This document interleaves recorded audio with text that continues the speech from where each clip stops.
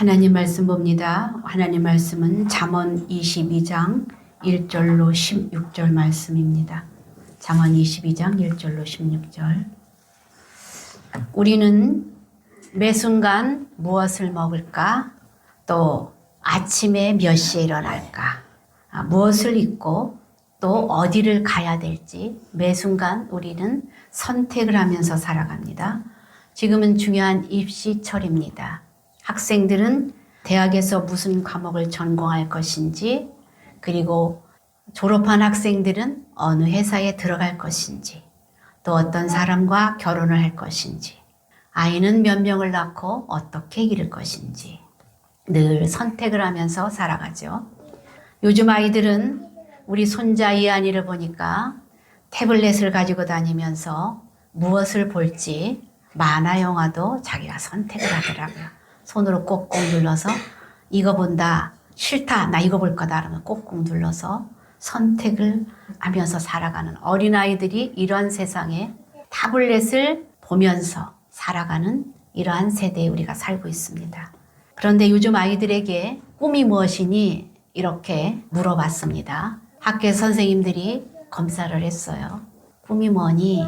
그랬더니 나는 되고 싶은 게 없어요 하는 아이들이 많았어요. 그리고 또 한 부류의 아이들은 나는 돈을 많이 벌고 싶어요. 이렇게 꿈이 없는 부류와 돈을 많이 벌고 싶은 것이 돈이 목적인 것이 아이들의 꿈이었다. 그래서 돈을 많이 벌기 위해서 연예인이 되고 운동선수가 되겠다. 이런 아이들이 많이 있었는데 돈을 버는 것이 그 아이들의 돈이 많이 있는 것이 꿈이라는 것이죠. 이런 꿈이 중학생은 52%, 고등학생은 56% 이렇게 나왔다고 합니다. 요즘 아이들은 선생님한테 이렇게 질문한다고 합니다. 선생님은 돈을 얼마나 벌어요? 이렇게 직접적으로 물어본대요. 그리고 제일 돈을 많이 버는 직업은 뭐예요? 이렇게 물어본대요. 우리는 어렸을 때 꿈이 뭐였어요? 항상 뭐 대통령이 된다, 과학자가 된다, 선생님이 된다. 우리 이렇게 말했었잖아요. 근데 요즘 아이들은 너무 다른 거죠. 그래서 요즘 아이들은 건물주가 되어서 건물이 있으면 거기에서 나오는 월세로 편안하게 먹고 사는 것. 그것이 꿈이랍니다. 이렇게 초등학생들도 물어본대요. 너네 집 평수 몇 평이야? 그렇게 물어보고 그 평수대로 끼리끼리 이렇게 친하게 지낸답니다. 이러한 세대에 우리가 살고 있습니다. 이러한 세대에 오늘 우리 나연이가 교회에 왔는데 이런 어린아이들한테 우리가 어떻게 기준이 되어서 무엇을 기준으로 우리가 살아갈 것이며 저런 아이들에게 무엇을 가르쳐야 될까 생각해보는 시간 됩니다. 성경은 분명히 여기에 말을 해주고 있어요. 대답을 해줍니다. 그래서 1절을 보니까 많은 재물보다 명예를 택할 것이요 금이나 은보다 은총을 더욱 택할 것이니라 이렇게 말씀하고 있는데 여기서 택한다라는 뜻은요 아주 신중하게 오랫동안 고민하면서 택해야 된다는 그 원뜻이 있어요. 그래서 실험실에서 실험을 하는 사람들이 오랜 기간 동안 실험을 하죠. 그리고 그 결과를 내죠. 그것을 말해주잖아요. 결과가 답을 말해주잖아요. 그렇듯이 우리가 인생 살아갈 때 택하는 일에 있어서 이렇게 신중하게 이렇게 택해야 된다는 것을 보여주고 있습니다. 그래서 여기 보니까 무엇이 나옵니까? 재물과 명예와 은총이 세 가지가 있는데 너희들은 이 중에 어떤 것을 택할래? 이렇게 물어보는 것이죠. 그런데 여기 명예는요. 원래 그 본뜻은 쉔이라는 히브리어로 그 사람의 이름을 나타내요. 존재를 나타내요. 여러분 조미란 하면 그 이름을 한번 부르면 우리 조미란 권사님이 모든 것이 다 기억이 나잖아요. 그렇듯이 이름은 그 사람의 존재를 나타내는 것이죠. 그래서 재물과 명예와 은총이 있는데 은총은 하나님의 사랑을 말해줘요. 사람으로부터의 사랑을 받는 걸 말해줘요. 하나님이 우리를 사랑해 주시는 그 뜻을 말해주는데 재물이 있고 명예가 있고 은총이 있다. 여러분 이 중에서 무엇을 택하라? 성경은 은총을 택하라. 이렇게 말합니다. 그런데 여러분, 많은 사람들은요, 10억 있어요. 10억 있고 명예를 줄까? 10억을 줄까? 은총을 줄까? 그러면 많은 사람들은 무엇을 택하겠어요? 10억을 택해요. 10억. 많은 돈이잖아요. 모든 사람은 재물을 택한다는 것이죠. 그런데 여기에서 영원한 가치가 있는 것이 귀한 것이 무엇인가? 너희들이 신중하게 고민하면서 선택해야 될 것을 성경은 말씀해 주고 있습니다. 여러분, 2월 14일이 여러분 무슨 날로 알고 있어요? 발렌타인데이로 알고 있어요. 그래서 젊은이들이 초콜릿을 주고받으며 사랑을 고백하는 그런 날로 정해져 있는데 2월 14일은 안중근 의사가 사형 선고를 받은 날이에요. 이 안중근은 어떤 사람입니까? 독립운동가였죠. 그리고 독립운동을 외치다가 잡혀서 감옥에서 순국한 그런 사람입니다. 그런데 이날을 일본인들은 이 사상을 희석시키기 위해서 발렌타인데이로 만들었다. 이런 얘기도 있어요.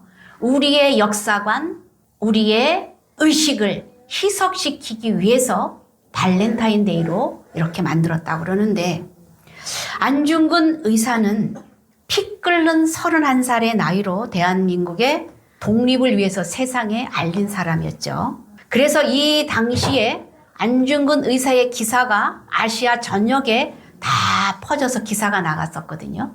이렇게 독립을 위해서 이렇게 외친 유명한 사람이 안중근이었었는데 감옥에서 그도 책을 쓰고 또 서예도 쓰고 또 저필도 하고 시도 쓰고 여러분들 인터넷에 찾아가 보면 그의 글들이 이렇게 남아 있어요. 그가 그렇게 담대하게 죽음을 맞이할 수 있었던 것은 그 부모들의 그 신앙의 삶이 그를 담대한 사람으로 만들었다고 저는 생각을 합니다. 이 부모들도 독립운동가였고 또 천주교인이었어요. 마지막 그 총발은 한 발이 남았는데 자기를 자살해서 쏘고 죽을 수도 있었는데 이 안중근 의사는 총을 쏘지 않았어요. 그것은 그 자살은 신앙인에 있어서 위배됨을 알기에 자살을 하지 않았다는 것이죠. 그의 어머니 조 마리아, 천주교 세례명이죠. 조 마리아는 마지막 선고를 앞둔 그 아들에게 편지를 보냅니다. 여러분 주보에도 제가 실어놨습니다. 무엇이라고 썼는지 제가 읽어드릴게요. 내가 만약 늙은 어미보다 먼저 죽은 것을 부려라 생각한다면 이 어미는 웃음거리가 될 것이다. 너의 죽음은 너 한 사람의 것이 아니라 조선인 전체의 공분을 짊어지고 있는 것이다. 내가 항소를 한다면 그것은 일제의 목숨을 구걸하는 짓이다. 내가 나라를 위해 이에 이른즉 딴맘 먹지 말고 죽으라. 그러면서 어미는 현세에서 너와 재회하기를 기대하지 않는다. 다음 세상에서 만나자. 이런 내용의 편지를 썼습니다. 어떻게 어미가 아들에게 죽으라고 말할 수 있겠어요? 이 편지를 쓰고 그의 어머니는 통곡하며 울지 않았겠습니까? 그의 어머니는 그리고 그의 아들의 수의를 지어서 보냈다고 합니다. 그렇게 그는 죽었습니다. 그의 삶은 감옥의 간수들도 감동했고 그를 변호한 변호사도 감동을 했는데 변호사에게 예수님을 믿으십시오. 이렇게 전도하고 죽었다고 합니다. 그러나 그의 아들은 안중근이 죽은 후에 중국에 있던 임시정부가 갑자기 어떤 상황에 의해서 한국으로 그 정부들이 다 들어오는 그러한 일들이 생겼어요. 그리하여서 안중근 의사 그의 가족들이 있었겠죠. 그 가족들을 제대로 챙기지 못하고 급하게 나오게 되었는데 그들은 나오지 못하고 거기 남아 있었어요. 그런데 이 가족들은 안중근 의사의 자녀들이라 하여서 일본인의 감시가 심했고 어떠한 일도 제대로 할 수 없었다고 합니다. 그래서는 그런 감시 속에서 얼마나 배고프고 힘들게 살았는지 고생을 아주 많이 했다고 그래요. 이렇게 그의 자녀들은 비참하게 살았는데 그의 장남은 그 안문센이었었는데 그가 어렸을 때에 누군가가 사탕에다 독을 발라서 그 아이를 먹인 거예요. 그래서 죽었고 이 둘째 아들 안준생이 있었는데 이 안준생이라는 이 아들에게 일본인이 찾아와요. 찾아오면서 제의를 합니다. 너 이렇게 힘들게 살지? 우리가 돈을 많이 줄 테니까 네가 그 이토 히로부미 그 아들이죠. 그 차남이 있는데 이토분키라는 그 아들이 있거든. 네가 그 아이에게 가서 잘못을 사과하면 너의 삶과 안전을 우리가 보호해 줄 것이다. 이렇게 협상을 해요. 제의를 해요. 그랬을 때 이 안준생 둘째 아들은 그것을 받아들입니다. 그래서 일제에 사죄와 충성을 바치겠다고 이제 고백을 하는 거죠. 그러면서 제 아버지께서 어리석은 생각으로 당신의 아버지를 죽게 만들었는데 이에 아들로서 아버지의 만행을 진심으로 사죄합니다. 이렇게 말했다고 합니다. 그리고 이 아들은 돈을 받고 자기의 자녀들과 편안하게 살았는데 그렇게 번 돈으로 약국을 차리고 살다가 44세에 폐결핵으로 죽었다고 합니다. 무엇을 선택했습니까? 이는 돈을 선택한 것이죠. 여러분이라면 그러한 상황에서 무엇을 선택할 것입니까? 안중근의 삶은 가치 있는 삶을 살았지만 이 안중근의 아들은 가치 있는 일보다 돈을 목적으로 삼았다는 것입니다. 아버지는 생명을 바쳐서 희생을 했는데 재물을 선택한 그 안중근의 아들 안준생은 허망한 삶을 살았다는 것이죠. 아버지는 명예와 할머니 조마리아는 은총을 택했다는 것이죠. 한 핏줄이지만 이렇게 선택은 달랐다는 것입니다. 우리 성도는 크리스찬답게 살아내야만 합니다. 성도다운 삶을 살아내야 하는 것이죠. 말씀이 우리를 이끌어야 한다는 것을 보여주는데 이게 제가 여러분에게 안 보여줬네요. 2월 14일이 안중근 의사의 사형 선고일이고 어머니 조마리아, 안중근 의사 그리고 안중근 의사에게 마지막으로 보냈던 그 어머니의 편지가 들어있고 그리고 안중근 의사가 마지막으로 어머니에게 썼던 그 편지 내용이 있어요. 이 편지 내용은 무엇이라고 썼냐면 저는 먼저 갑니다. 큰아들이 죽은 줄 몰랐어요. 이때 큰아들은 신부가 됐으면 좋겠습니다. 어머니 천국에서 만납시다. 이렇게 쓴 내용이 들어있습니다. 그래서 이렇게 아들과 아버지의 삶의 선택이 달랐는데 성경은 2절부터 5절이 또 말씀해주고 있는데 우리가 한번 읽어봅시다. 시작. 가난한 자와 부한 자와 함께 살거니와 그 모두를 지으신 이는 여호와이시니라. 가난한 자, 부한 자 우리 세상엔 다 같이 있죠. 그런데 여기 이제 3절 읽어봅니다. 슬기로운 자는 재앙을 보면 숨어 피하여도 어리석은 자는 나가다가 해를 받느니라. 4절 겸손과 여호와를 경외함의 보상은 재물과 영광과 생명이니라. 패역한 자의 길에는 가시와 올무가 있거니와 영혼을 지키는 자는 이를 멀리 하느니라.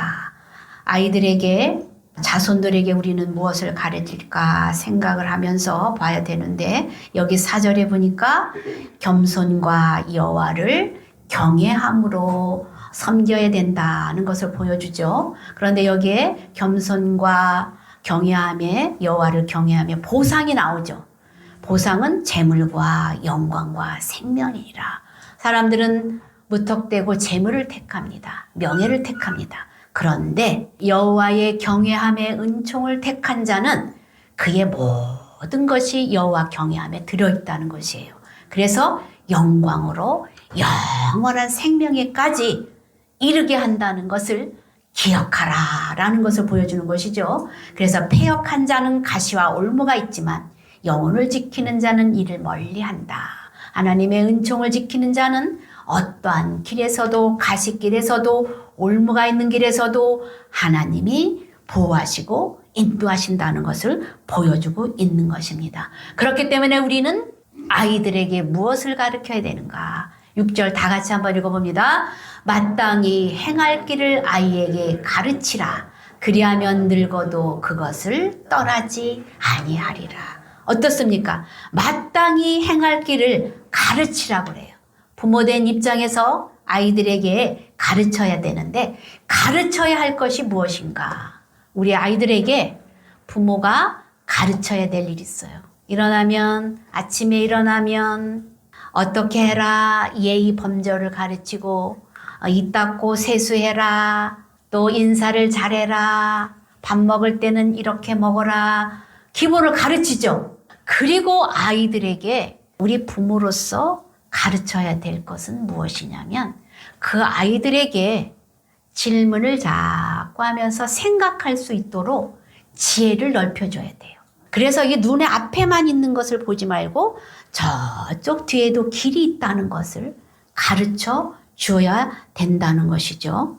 여러분, 이 아이들은요, 3세부터 6세 사이에 이번 모든 인격이 형성이 되거든요.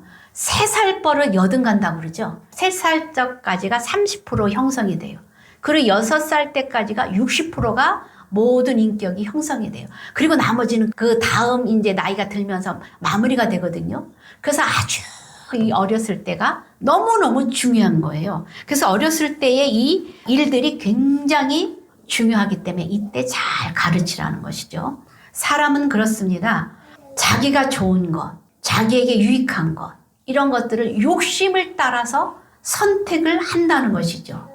그런데 이 선택을 잘못해서 주위에, 가족에게, 사회에, 나라에 악한 영향을 미치는 일이 얼마나 많습니까? 이번에 초등학교 1학년짜리 하늘이가 어땠습니까? 40대 교사에게 무참히 살해돼서 죽었지요. 그 교사는 우울증을 앓았다고 그래요. 그런데 이러한 일들을 저질렀다고 언론은 이러한 병이 있다고 말을 하는데, 그러면 우울증이라고 말을 하거든요. 그럼 이 우울증이 있다고 해서 그가 잘못한 그 살인이 죄가 없다고 말할 수 있습니까? 아니죠. 우리나라 사람들이 30%에서 40%는요, 다 우울증을 한 번씩 앓고 지나간대요. 앓고 지나가는데, 그러한 사람들이 다 극단적인 행동을 이렇게 하지는 않잖아요. 그리고 이렇게 인격의 절대적인 그렇게 기준이 없기 때문에 그 사람은 감정이 가는 대로 그렇게 행했다는 거예요. 여러분, 그 마음에 하나님의 말씀 한 구절이 딱 자리 잡고 있었다면 그 사람이 그렇게 했을까요? 여러분, 10계명 중에 제6계명은 살인하지 말라, 그 말씀이 있거든요. 그런데 사람이 힘들면 마음을 놓을 수도 있어요. 잠시 잠깐 흔들릴 수도 있어요. 에라, 모르겠다, 이렇게 생각이 들 수도 있어요. 자포자기할 수도 있어요. 그러나 이 마음에 성경 구절이 하나만 딱 있었다면 그 사람이 그렇게 했을까요? 이런 자살하던 사람들이, 하려고 했던 사람들이 고백하는 내용들 많이 들어봤죠. 내가 죽으려고 했었는데 하나님의 말씀이 떠올라서 내가 죽지 않았다, 이런 말씀 들어본 적 있죠? 그렇게 우리 마음에 말씀 한 구절이 나를 잡아줄 수 있는 좌표 같은 말씀이 딱 있으면 그렇게 마음을 함부로 내던지고 자기 감정대로 하지 않는다는 것이에요. 그래야 했을 때 마음을 붙잡아줄 이 한 구절 말씀을 여러분들은 가르쳐야 한다는 것이죠. 누구에게? 어린 생명들에게. 그리고 행할 길을 가르쳐서 생각하게 하고 깨닫게 하고 길을 멀리 볼 수 있게 하고, 여기만 길이 아니란다, 저쪽 너머에도 길이 많이 있어. 인생 살다 보면 이 길만 아니라 저 길도 있어. 소망을 주고 격려를 해주고 위로해 줄 수 있는 행할 길을 가르치라는 것이죠. 그리고 우리가 다 일일이 다 가르칠 수 없을 때, 우리 다 가르칠 수 없잖아요. 그럴 때는 성경을 읽히라는 것이죠. 성경에 길이 다 있어요. 그래서 이 잠언에 보면은요, 답을 다 주고 있는데 말하는 것, 행동하는 것, 다른 사람들과의 이웃과 가족 간의 관계에서의 태도, 게으르지 말고 성실히 살아야 될 것, 생명과 죽음, 여기까지 다 성경에 답이 있다는 것입니다.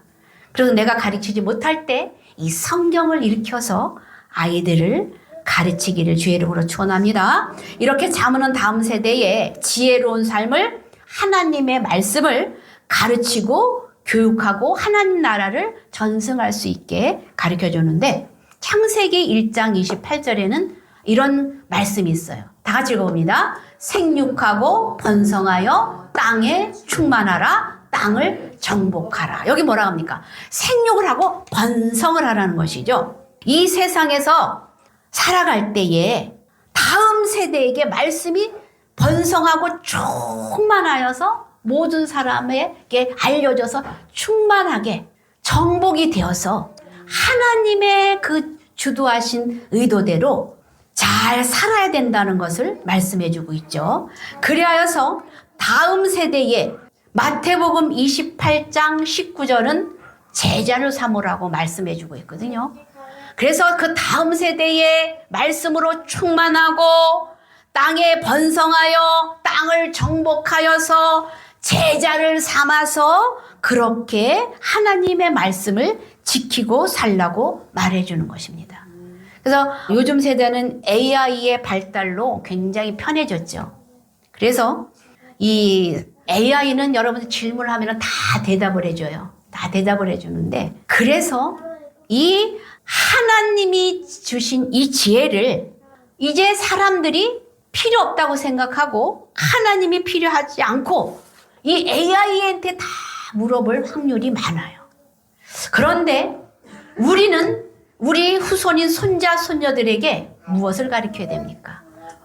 하나님 말씀의 가치관, 인생의 가치관이 말씀으로 뿌리내리도록 그들의 삶이 하나님의 문화의 그 형성이 되도록 여러분들이 가르쳐야 한다는 사실입니다. 그래서 창세기 18장에 이 말씀이 땅에 충만하여서 정복하여서 다스려야 됨을 보여주고 있는 것인데, 이것이 우리의 부모의 역할이라는 것이에요.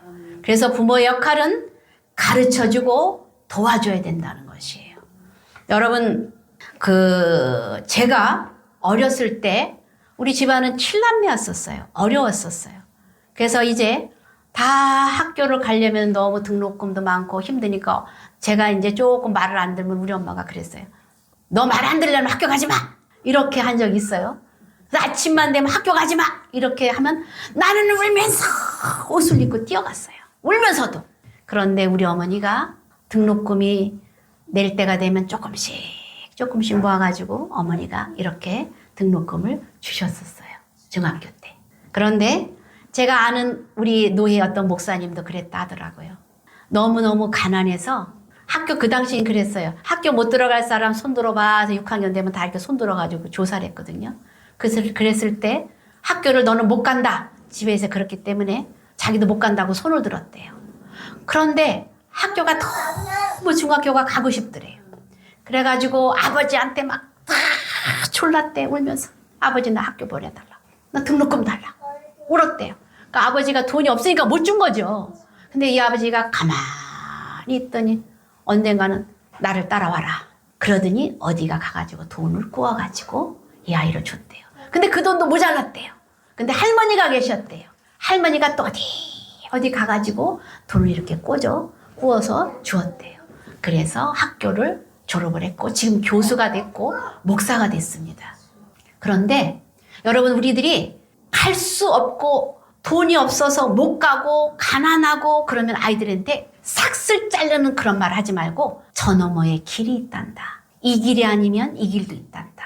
격려해주고 위로해주고, 그래 힘들지만 공부 열심히 해라. 이렇게 밀어줘야 된다는 거예요. 그래서 부모 역할은 가르쳐주고 도와줘야 된다는 것이죠. 그래서 재물이 최고가 아니고 돈보다는 명예보다는 하나님의 은총을 너에게 사모하고 그 하나님 앞에 의뢰하면서 살아라. 가르쳐주는 은혜가 있길 주의 이름으로 축원합니다. 그래서 이렇게 우리에게 주어진 의무가 무엇인가? 어린아이들을 가르치고 올바른 길로 갈 수 있도록 위로해주고. 어떤 한 아가씨가 있었어요. 결혼이 이제 임박했습니다. 부잣집에 그 사람이 청혼을 했습니다. 거기를 가면 편안하게 살아요. 그런데 한 전도사가 있었어요. 가난한 전도사였어요. 그래서 이제 전도사하고 중매가 오고 갔었어요. 그런데 이 아가씨는 생각을 했어요. 편안하게 살 것인가? 의미 있게 살 것인가? 그래서 의미 있는 삶을 선택을 했어요. 그 아가씨가 누구냐면 저예요. 그래서 내가 이 자리까지 왔는데 올바른 선택을 해야 될 것을 아이들한테 가르쳐 줘야 됩니다. 저는 이 자리에 온 것을 한 번도 후회해 본 적이 없어요. 의미 있게 살 것이냐, 편하게 살 것이냐, 의미 있는 것이 더 가치가 있다는 것을 이 삶으로 저는 살아냈거든요. 그리고 우리 이 자리에 앉아있는 권사님들, 집사님들도 그렇게 아이들에게 올바른 길을 선택할 것을 가르쳐야 될 의무가 있음을 기억하시길 바랍니다. 그래서 눈에 보이는 돈이나 명예보다 하나님의 은총을 택하여서 세상을 이기고 나 자신을 이기고 하나님의 말씀으로 충만한 제자들로 제자들의 삶으로 살아낼 수 있도록 마땅히 가르칠 바를 올바로 가르치고 선택할 수 있도록 가르치는 것이 오늘 우리들의 사명임을 기억하고 신앙의 길, 믿음의 길을 선택하는 올바른 길로 인도하는 저와 여러분들이 다 되시기를 주의 이름으로 축원합니다. 이 시간에 우리가 다 같이 한 통성으로 기도합니다. 나는 돈이 최고라고 선택하지 않았는가 되돌아보면서 또 자녀들에게 행할 길을 가르치고 있는가 또 믿음의 유산을 우리 남기기를 원합니다. 이 시간에 통성으로 기도하길 바랍니다.